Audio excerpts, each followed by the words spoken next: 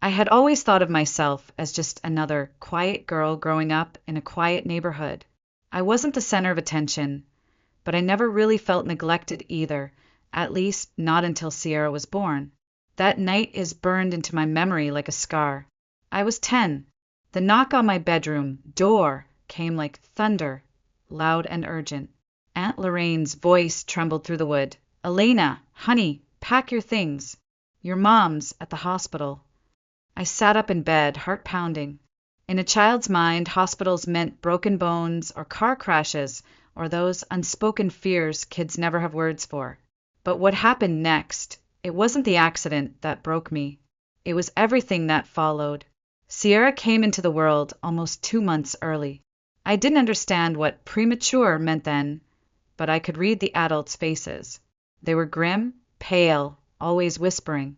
My life blurred into long days at Aunt Lorraine's house, where I wasn't allowed to ask questions or visit the hospital more than once. And when I did, my mother barely looked at me. "Be good, Elena. Mommy's very busy," she'd whisper, her eyes fixed somewhere I couldn't follow. I started learning how to disappear. When Sierra finally came home, our house no longer felt like home. It was a sterile fortress, white walls, hand sanitizers lined up like soldiers, disinfectant in every corner. I could smell the rubbing alcohol, even in my sleep. My mother cleaned obsessively, 3 times a day, every surface. She monitored the air temperature in Sierra's room, like she was guarding nuclear codes. Her hands were red and cracked from all the washing, but she never stopped. I would have understood, maybe, if it was just about Sierra's health. But it wasn't. The moment I sneezed or coughed or even sniffled, I was sent away. Grandma Mavis's house, or just out of the room, while my mother stared at me like I was radioactive. At first, Grandma's house was a kind of refuge. She baked pies, let me help knead dough, told me stories about her childhood in New Orleans. But even at that age, I knew the truth. I wasn't being sent away because I was loved. I was sent away because I was a threat. I wasn't part of the family anymore. I was the outsider with germs. I started chasing their attention like it was oxygen. I got straight A's in school, and my mother barely looked up from her list of Sierra's vitamins. When I won the science fair, first place, renewable energy project, my father just told me to put the display board in the garage. "The cardboard might be dusty," he muttered. "Don't want Sierra sneezing." I didn't even know if that was a real reason or just another excuse to shut me out. But the worst moment came when I was 12. I had spent a whole year practicing a piano piece for the school talent show. It was the only time I'd ever felt proud of something that wasn't academic. I had imagined my parents sitting in the audience, clapping, smiling, seeing me. But the day of the show, Sierra had a mild fever, 99 degrees. Nothing dangerous, nothing serious. Still, they didn't come. "We can't risk it," my mother said. I performed to a full auditorium with not a single familiar face in the crowd. 2 weeks later, Sierra had a 10-minute flute recital. She barely knew the song. The whole family came. Both sets of grandparents clapped like she'd won a Grammy. I watched them from the back, unnoticed, my applause quiet and slow. That's when I understood. It didn't matter what I did. I would never shine as brightly as Sierra, not in their eyes. I had become a background character in my own story. I didn't hate Sierra. I hated how the world shifted its axis for her, how everything I once had was slowly stripped away to make room for the miracle baby. I learned early that no matter how loud I screamed inside, no one would hear me. So I stopped screaming. I grew quiet, learned how to observe, how to wait, how to take every ounce of pain and file it into something sharper. There was only one person who didn't treat me like I was disposable: Grandma Mavis. Every time I was sent away for a sniffle or because Sierra had a big test and needed silence, Mavis welcomed me without question. Her house smelled like cinnamon and lavender. Her living room was filled with shelves of old books, glass display cases, and velvet-lined boxes containing jewelry that shimmered in ways I'd never seen. One rainy afternoon, I found her sitting at the kitchen table, holding a strange hairpin with delicate engravings. I asked what it was. This, she said, holding it out with reverence, is a Victorian mourning piece. Handmade. Look here, the clasp, that's a jeweler's hallmark. No machine could create these details. I ran my fingers along the cool metal. For the first time, I felt something click. Not just admiration, but a pull. That day, she began teaching me, slowly, patiently, how to feel real gold by its weight, how to recognize the way natural pearls shimmer compared to synthetic ones, how the cut of a diamond could tell you the decade it was crafted. I soaked up every word like it was oxygen. The world she opened to me felt secret, sacred, and, most of all, mine. Back at home, it didn't matter. No one cared that I could appraise a brooch better than some antique dealers. My talents were treated like quirks, annoyances. If I aced an exam, it was expected. You have nothing to worry about, my mother would say. If Sierra brought home a C+, it was cause for celebration. Cake, balloons, tears of joy. It was laughable and heartbreaking. So I stopped waiting for recognition. I buried myself in books, not just because I loved learning, but because it was my way out. I joined every club I could, debate team, student council, school newspaper.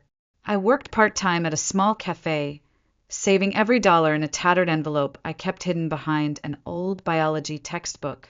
Teen came to Suts. I didn't just do well. I scored a perfect 1600.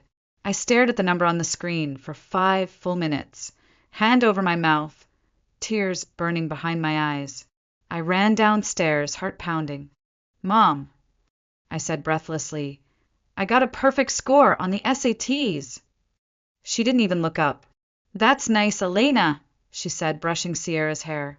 Can you vacuum the living room when you're done? Sierra smirked. Wow, someone thinks she's special. I didn't respond. I didn't cry. I just walked back upstairs and closed the door. That night, I filled out every scholarship application I could find. Alone. I researched FAFSA by myself. I wrote essays at 2 a.m. and triple-checked every line of every form. I didn't tell anyone when the acceptance letter came, or when the full-ride scholarship to UC Berkeley arrived, covering tuition, housing, books, even travel. At dinner, I simply said, I got a full ride to Berkeley. My mother frowned. Berkeley? That's so far. Sierra's going to miss you. Sierra didn't even hide her grin. Great. I'm taking your room. I need more space for my TikTok setup. On move-in day, no one came. No hugs, no photos, no tears. Only Aunt Lorraine showed up, slipping a small envelope into my hand. Your grandmother left this for you, she whispered. It was $500 in crisp bills, wrapped in a piece of silk. She believed in you. I didn't speak, just hugged her. And I made myself a promise right there in that parking lot, suitcase in hand, watching other families swarm their kids with love and pride. I would never come back empty-handed. College was the first time I could breathe. No whispers about Sierra's allergies. No glances that said I was an inconvenience. Just me, my books, and a city that didn't care who I used to be. I majored in art history with a focus on antique appraisal. Most people raised an eyebrow when I told them, but I didn't care. I had a vision, even if no one else could see it. I worked 3 part-time jobs. Weekends were spent cataloging dusty donations at a local museum. Nights, I cleaned offices. Early mornings, I made coffee at a sleepy diner down the hill from campus. I was always exhausted, always broke, but I was finally building something of my own. Quietly, relentlessly. After graduation, I landed a job at a mid-sized auction house in San Francisco that specialized in rare jewelry collections. It wasn't glamorous. I spent most days cataloging chipped rings and broken lockets people dropped off without a second thought. The office smelled like metal and mothballs. I was the new girl, invisible again just like at home, until the brooch. It was an ugly little thing, dismissed by a senior appraiser as costume jewelry. But something felt wrong. The engraving was too intricate, the clasp too delicate. It had weight, history. I couldn't stop thinking about it. So I did what Grandma Mavis had taught me. I studied. I cross-referenced old archives, studied Hallmark databases, even emailed a retired European jeweler I found in a dusty forum. 2 days later, I had the truth. It wasn't fake. It was an authentic French Art Nouveau piece from 1901, a rare mourning brooch, handcrafted by a master who died during the war. Estimated value, $58,000. I brought it to my director, nervous but steady. Are you sure? He asked, half amused. I laid out my notes, my sources, my research, my conviction. 3 weeks later, the brooch sold for $61,200 at auction. For the first time in my life, someone looked at me and truly saw me. After that, things changed. I wasn't just the quiet girl in the back room anymore. I got bigger assignments, was trusted with more valuable pieces. High-profile clients began requesting me by name. My commissions grew. I started receiving invitations to private estate viewings, exclusive networking events, even advisory roles in restoration projects. I was, in every sense of the word, becoming an expert. And yet, my family still knew nothing. Every time I visited home, they treated me like the Elena who'd left with a dusty suitcase. Still working at that little antique shop? My mother would ask between bites of overcooked meatloaf. Yeah, still the same, I'd reply. She nodded, satisfied. Well, at least you're stable. Sierra would roll her eyes. You should get a real job someday. I'd smile and say nothing, because that very morning I had signed a $200,000 authentication contract with a private collector in Dubai. But something started gnawing at me. No matter how many six-figure deals I closed, how many rare gems I identified, how many industry awards I collected, the truth was glaring. I was still making someone else rich. The auction house took the glory, the lion's share, the name recognition. I was just a cog. A valuable cog, yes, but a cog nonetheless. One night, I stayed late, sitting under the dim yellow light of my office lamp, looking at my earnings spreadsheet. The math didn't lie. If I had my own company, even a modest one, I could double my income, triple my control, and finally build something truly mine. It sounded crazy, but so did leaving home at 18 with nothing but a scholarship and grandma's silk-wrapped envelope. So I did it. I withdrew every dollar I had, took out a modest business loan, rented a tiny office in the Mission District, barely more than a storage room above a French bakery. The walls reeked of sugar and burnt almonds. The Wi-Fi barely worked. My first desk was a folding table from Goodwill. My chair? Picked off the curb, but I scrubbed it clean. I made coffee from a machine that sputtered like it was dying, and I got to work. Elena Hart Appraisal and Authentication, a name no one knew. Yet, I didn't have investors. I didn't have a marketing team or a polished website. But I had something better, reputation. Within months, local antique dealers started whispering my name. Elena Hart, the girl who didn't miss. I offered lower rates than the big firms, but my work? Impeccable. I authenticated a vintage locket dismissed as costume jewelry. It turned out to belong to a 19th century European duchess. A cracked sapphire ring? Burmese, 1854. Once misidentified, now worth $40,000. Then came the call that would change everything. A private collector contacted me about an old family jewelry collection that had been passed down for generations. He wanted it authenticated before auctioning it off, quietly, discreetly. I agreed, not knowing that 2 of the pieces inside that velvet-lined chest would become the biggest discovery of my career. For 2 weeks, I barely slept. I examined every clasp, every stone, every engraving under high-powered microscopes. I even consulted international archives and rare estate registries. When the dust finally settled, the truth was staggering. 2 pieces, long believed to be fakes, were in fact rare originals from a lost series by a Parisian master jeweler. When the collection hit the market, it sold for $918,000. My commission? 10%. $90,000. I remember sitting in my office, still that tiny, sugar-scented room with a flickering light bulb, staring at the number in my bank account. I didn't scream. I didn't even smile. I cried, not because I was weak, but because, for the first time in my life, the world had validated everything I had fought for. With that money, I moved into a real office. Functional AC, a clean lobby, a tiny showroom with black marble countertops and velvet curtains. I hired my first employee, Jenny, a soft-spoken recent gemology graduate who reminded me of me.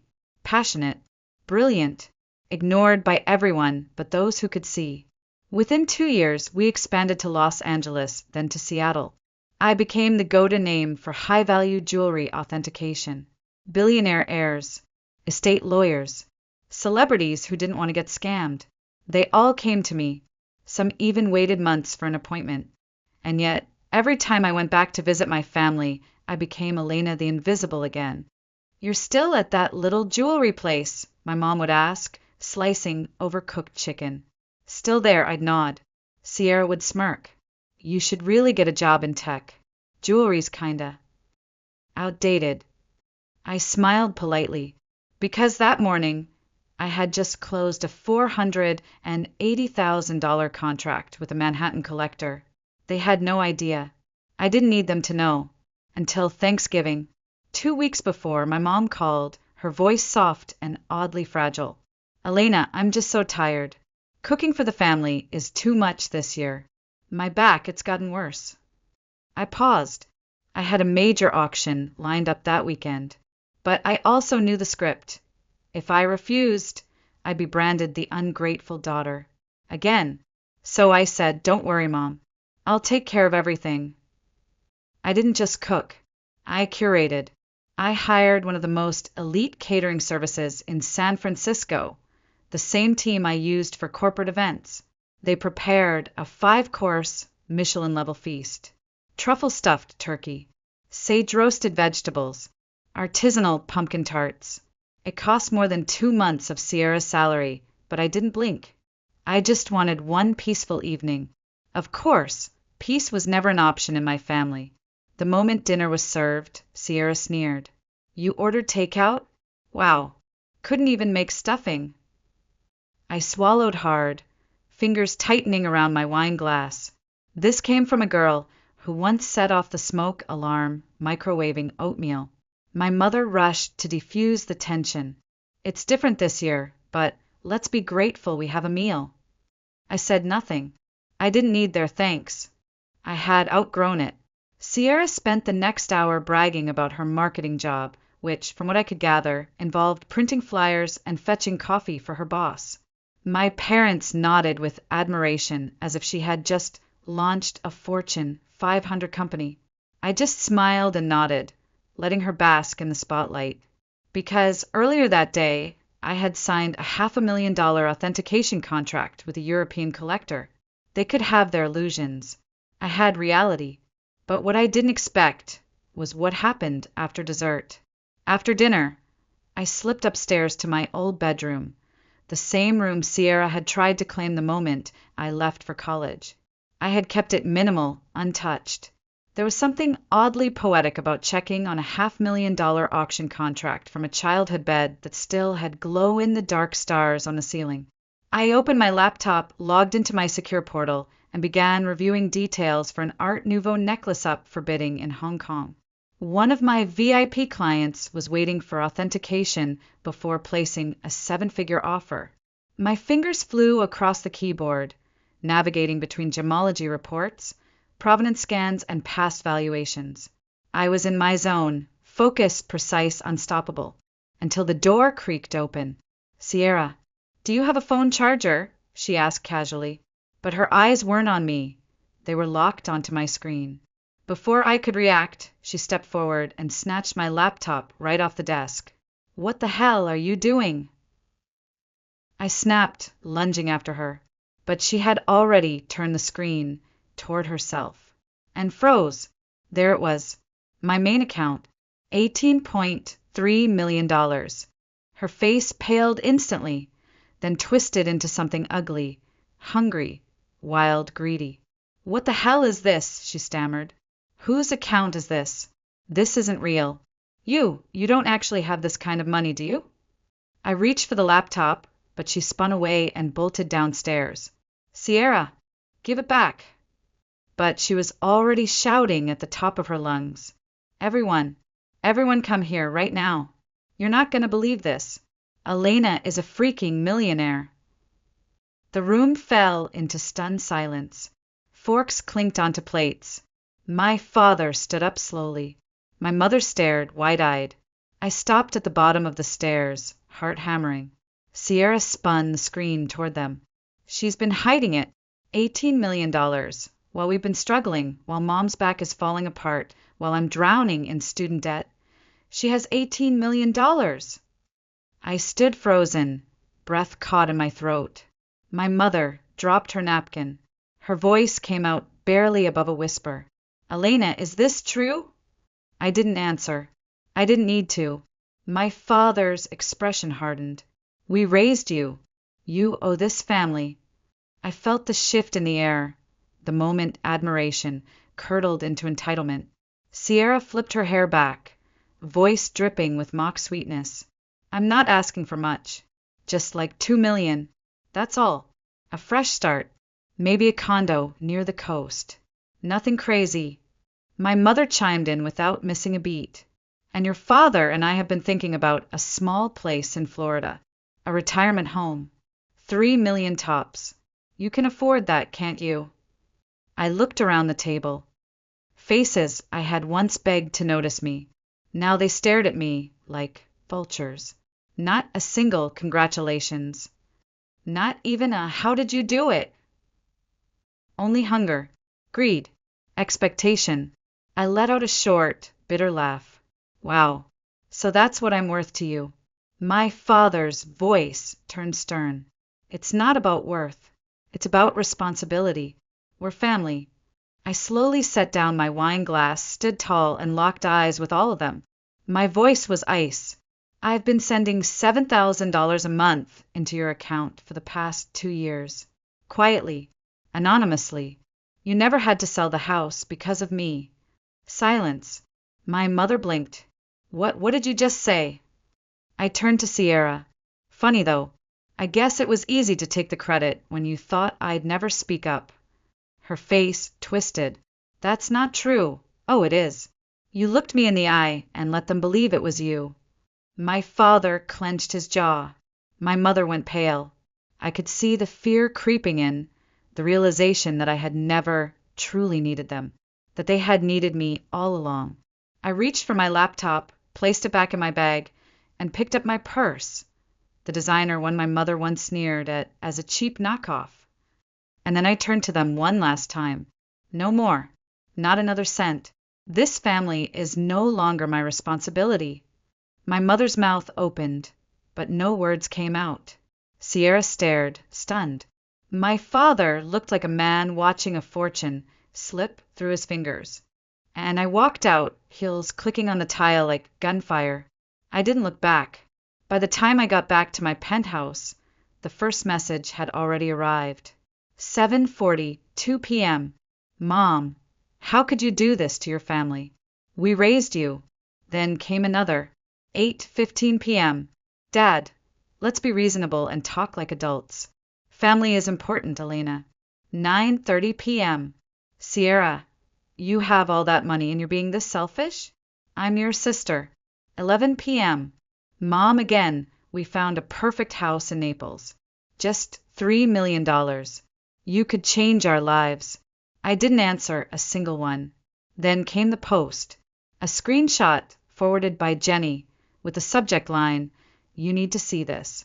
Sierra's Facebook update read like a script from a bad soap opera. My millionaire sister hid her fortune for years while our parents struggled, and I sank in student debt. I've always supported her, and this is how she treats her family. Heartless, cold, unbelievable. Within hours, the comments flooded in. Aunt Denise, wow, always knew something was off about Elena. Cousin Margot, If I had $18 million, I'd help my parents instead of abandoning them. A random classmate from middle school. Not surprised. She was always distant. I let out a cold laugh. Where were these people when I was eating instant noodles alone in a dorm with no heating? When I was working 3 jobs while Sierra shopped online with Mom's credit card? Now they had opinions. Now they wanted their piece of the story. But I didn't block them. That would give them power. Instead, I went dark. No responses. No public statements. No explanations. And that silence, it drove them insane. 2 days passed. Then 3. The calls didn't stop. My email inbox filled with subject lines like, "We need to talk. You'll regret this. Please, for the family." Sierra even created a second Facebook post, claiming I had emotionally abused her and lied about giving money to our parents. There was a dramatic picture of her crying on her bed, caption, "Betrayed by blood." I didn't flinch, but I knew something bigger was coming. People like them, entitled, manipulative, they don't stop when ignored. They escalate. And right on cue, the invasion came. Monday morning, I was reviewing an emerald collection from a royal estate in Italy when Jenny, pale and breathless, burst into my office. "Elena," she said, eyes wide, "your parents and your sister, they're downstairs." I looked up. "Come. Do they have an appointment?" She shook her head. "Not even close. They're arguing with security." Loudly. "Your father said you owe them a meeting." Sierra's filming. I closed my laptop, stood up, smoothed my black blazer. Let's get this over with.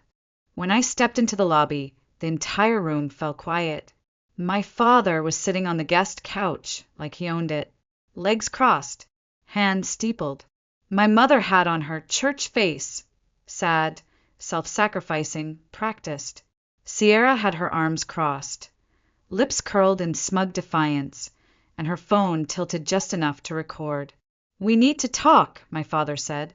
His voice was low, controlled, like I was the one who owed an apology. "There's nothing left to say," I replied coolly. I made myself very clear. Sierra stepped forward.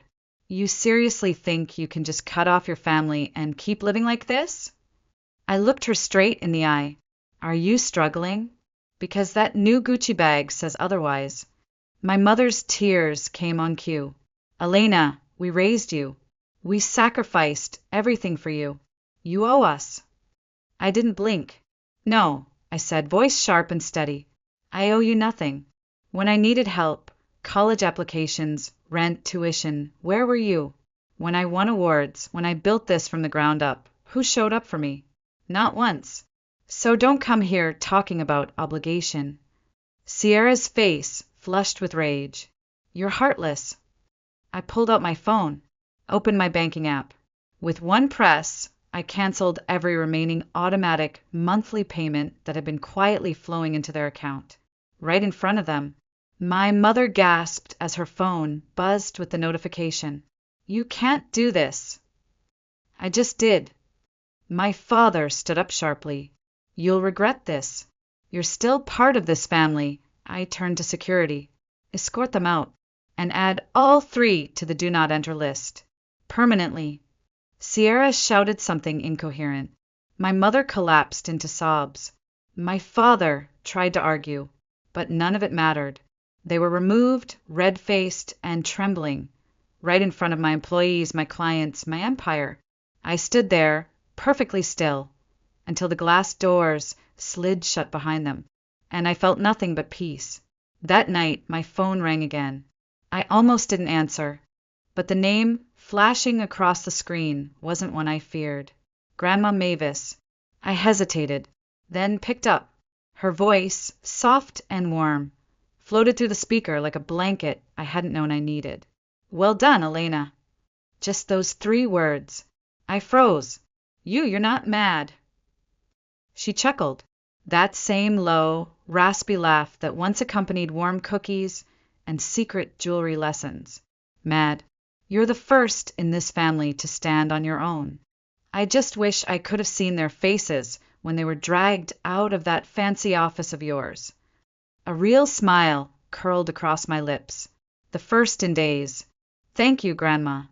You don't need to thank me, she said gently. You did what they never had the courage to do. You stopped begging to be seen. I didn't speak. My throat tightened. I always knew you'd build something extraordinary, she continued. You were never invisible to me. Silence sat between us for a moment, filled with everything I'd ever wanted to hear as a child and never did. Until now, after we hung up, I stood by the floor-to-ceiling window of my penthouse, staring at the lights of San Francisco blinking below like stars.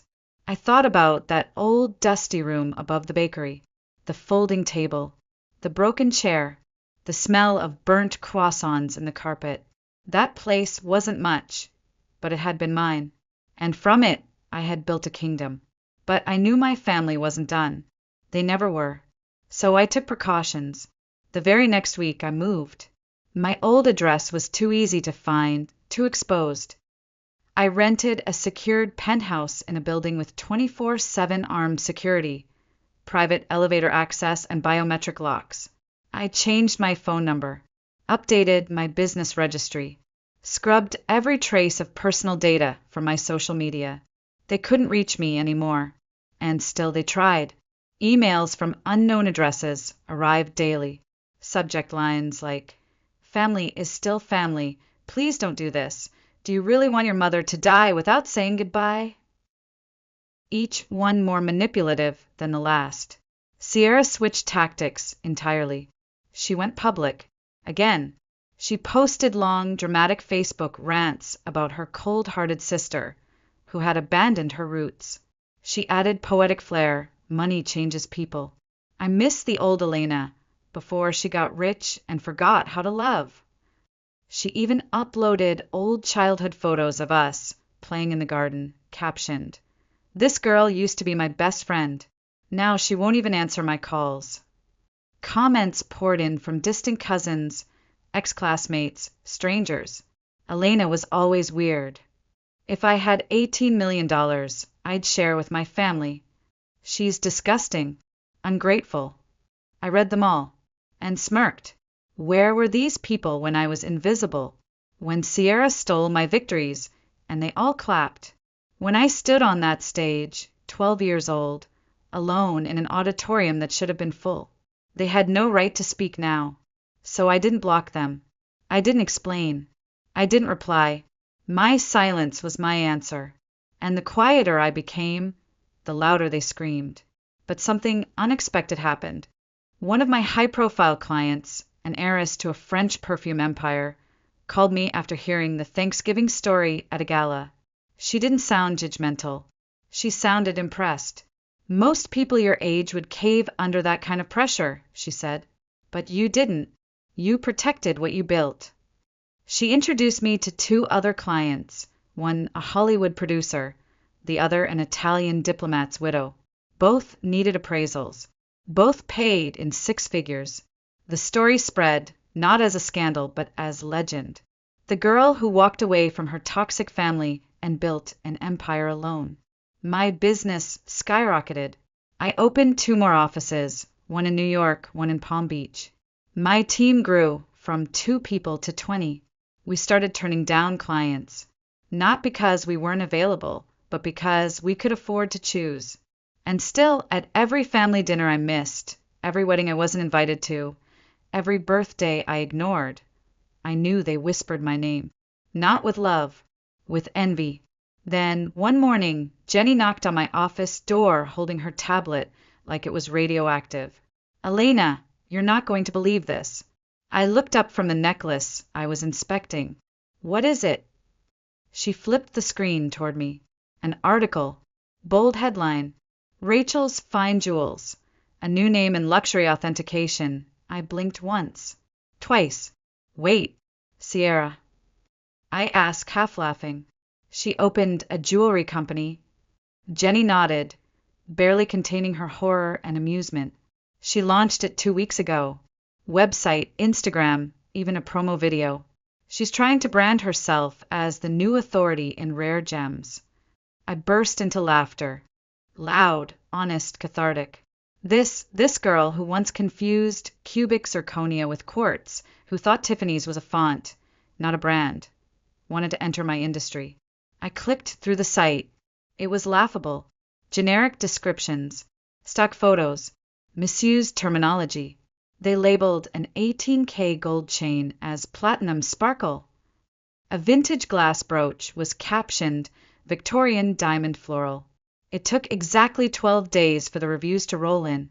They misidentified my Cartier bracelet as fake. Had to take it elsewhere. The appraiser told me my piece was kind of shiny, maybe real? Complete joke. Save your money. This is not a professional service. Sierra had thought that just by copying my business model, she could have what I had. But she missed the most important part. Work, knowledge, obsession with truth. I didn't respond publicly. I didn't need to. Her company quietly shut down within 6 months. Meanwhile, mine? We signed a contract to appraise an entire private museum collection for a Middle Eastern royal family. Confidential value, over $30 million. A year after cutting off all contact, I sat alone on my balcony, glass of wine in hand, watching the glittering skyline of San Francisco pulse in the night. No messages, no Facebook posts, no midnight phone calls dripping with guilt, just peace. And finally I understood this was the real revenge. Not money, not recognition, freedom, the kind of freedom they would never know, because they had chained themselves to entitlement, to ego, to dependency. I had walked away, and I never looked back. Elena's story isn't about greed or vengeance. It's about something far more powerful. Choosing yourself, even when it means walking away from the people who should have loved you the most. She didn't become ruthless. She became free. And sometimes the strongest thing you can do is nothing at all. Let them wonder. Let them spiral. Let them regret. You rise.